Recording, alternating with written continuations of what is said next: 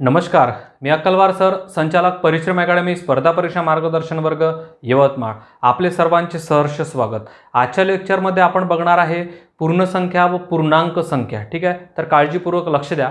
पहा, सुरुवातीला आपण माहिती घेऊन घेऊ पूर्ण संख्येची, त्याच्यानंतर पूर्णांक संख्येची माहिती घेऊ. ठीक आहे, तर पहा काय म्हटलं आहे त्या ठिकाणी. 0, 1, 2, 3, 4 डॉट डॉट डॉट या संख्यांना पूर्ण संख्या म्हणतात. कोणत्या संख्यांना पूर्ण संख्या म्हणतात? पहा, ज्याची सुरुवात 0 पासून होते तर डॉट डॉट डॉट म्हणजे काय, अनंतापर्यंत, तर त्या संख्यांना काय म्हणतात? पूर्ण संख्या म्हणतात. येईल लक्षात. चला, त्यानंतरचं पहा 2 नंबर दिला या ठिकाणी. सर्व नैसर्गिक संख्या व 0 यांना पूर्ण संख्या म्हणतात. म्हणजे काय, 1 पासून सुरुवात झाली म्हणजे नैसर्गिक संख्या आणि 0 आला म्हणजे त्यात पूर्ण संख्या. येईल लक्षात.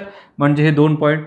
ठीक आहे, चला त्यानंतर पहा, सर्वात लहान पूर्ण संख्या कोणती? काय, सर्वात लहान पूर्ण संख्या कोणती? तर काय, सर्वात लहान ही म्हणजेच काय, तर 0. या ठिकाणी लिहिलं आहे 0. त्यानंतर पहा, सर्वात मोठी पूर्ण संख्या कोणती? कोणती पूर्ण संख्या सर्वात मोठी कोणती?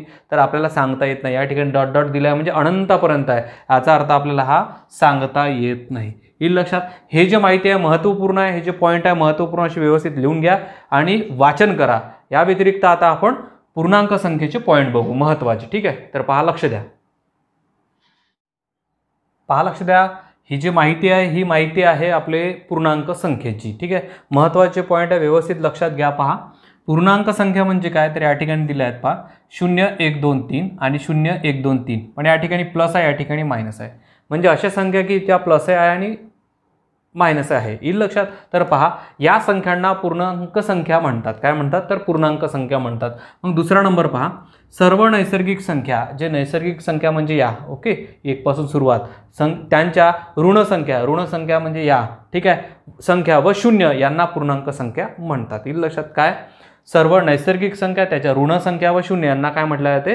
पूर्णांक संख्या म्हटल्या जाते. त्यानंतर नंबर 3चा पॉईंट, 0 हा धन किंवा ऋण दोन्ही नाही. हा जो आहे हा धनामध्ये जात नाही, ऋणामध्ये जात नाही. येईल लक्षात. चला त्यानंतर पहा 4 नंबर, सर्वात मोठी धन पूर्णांक संख्या कोणती? तर ती सांगता येत नाही. धन म्हणजे काय, तर हा प्लस इकडे. मग मला सांगा, सर्वात मोठी इकडली सांगता येत आहे का? नाही, अनंतापर्यंत आहे, म्हणून इथं काय सांगता येत नाही. त्यानंतरचं पहा, सर्वात लहान ऋण पूर्णांक संख्या सांगता येत नाही. लहान ऋण पूर्णांक संख्या म्हणजे पहा, ही जे लहान आहे इकडे ऋण पूर्णांक आहे, हे लहान लहान होत जातं इकडे. एक सर्वात मोठी ऋण पूर्णांक संख्या, त्याच्यापेक्षा लहान, ही त्याच्यापेक्षा लहान, जशी जशी मोठी होते तशी तशी ती लहान लहान होत जाते. येत्या लक्षात तुमच्या. म्हणजे याचं उत्तर काय, तर या प्रश्नाचं उत्तर आपल्याला सर्वात लहान ऋण पूर्णांक संख्या कोणती, तर काय ती सांगता येत नाही. ठीक आहे ना. चला त्यानंतर नंबर 6, सर्वात मोठी ऋण पूर्णांक संख्या. ऋण पूर्णांक संख्या सर्वात मोठी आत्ता सांगितली मी, काय, -1. या ठिकाणी दिला आहेत -1. येईल लक्षात. चला त्यानंतर म्हटलं आहेत पहा, सर्वात लहान धन पूर्णांक संख्या. लहान आणि धन म्हणजेच काय, तर 1. हे बघा इथे दिला आहे 1. येईल लक्षात. आता हे महत्त्वाचे पूर्ण संख्या आणि पूर्णांक संख्येवर जे पॉईंट आहे ते व्यवस्थित वाचन करा. आता याच्यावर आधारित जे काही प्रश्न आहेत ते आपण बघू. ठीक आहे, चला काळजीपूर्वक लक्ष द्या. पहा लक्ष द्या, प्रकार नंबर हा पहिला, त्याच्यामधला प्रश्न क्रमांक 1 काय म्हटलाय पहा, खालीलपैकी ऋण पूर्णांक संख्या कोणती? काय म्हटलंय, ऋण पूर्णांक पाहिजे, पण कशी पाहिजे, ऋण पाहिजे. मग ऋण पूर्णांक असलेले ऑप्शन पाहू आता आपण. पहा, या ठिकाणी ऋण असेल, हा धन आहे, कारण याला जर कसे सोडवलं तर हा ऋण निघल का, होणार नाही, हा तर कटलाच. ठीक आहे. आता हा पहा, मायनस मायनस प्लस होऊन जातो, म्हणजे हा काय, धन झाला. आता ऋण ही आणि ही संख्या ऋण दिसत आहे तुम्हाला. ओके, मग मला सांगा, 7ने जर 3ला भागलं तर पॉईंटमध्ये उत्तर निघाल ना. पॉईंटमध्ये निघालेलं उत्तर हे पूर्णांक असेल का? कधीच पूर्णांक नसेल. ठीक आहे ना. मग पहा, हेच उत्तर असायला पाहिजे, तर काढून घेऊ. पहा, वजा असाच. आता 3 1 3, 3 चौक 12, म्हणजे उत्तर काय, -4. हे काय, पूर्णांक आहे आणि तो एक कसा आहे, ऋण पूर्णांक आहे. -4 हा ऋण पूर्णांक संख्या. येईल लक्षात.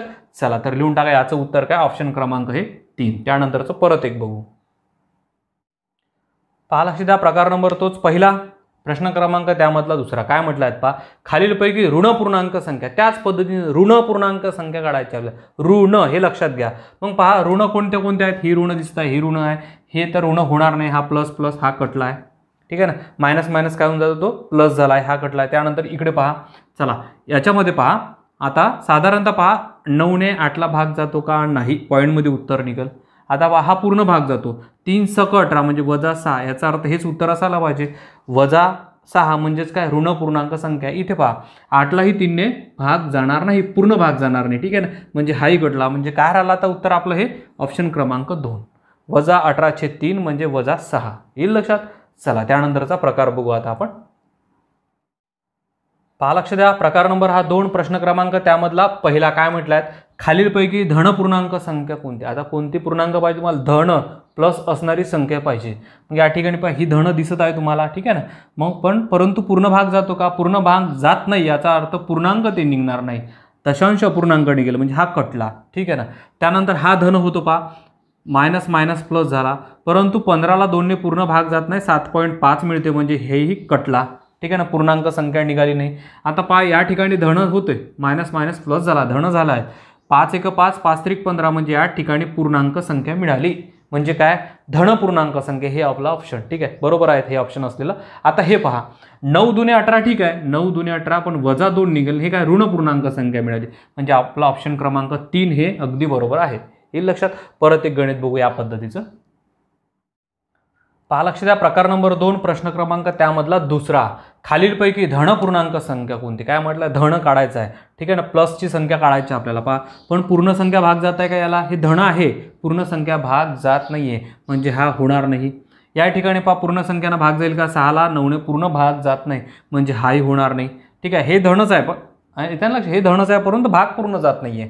आता हा पहा धन आहे आणि भागही पूर्ण जाता, 5 1 5 म्हणजे 1 राहिला, याचा अर्थ 1 हे धन पूर्णांक संख्या आहे, म्हणजे प्रश्न क्रमांक ऑप्शन क्रमांक काय तर 3 हे आपलं उत्तर असायला पाहिजे.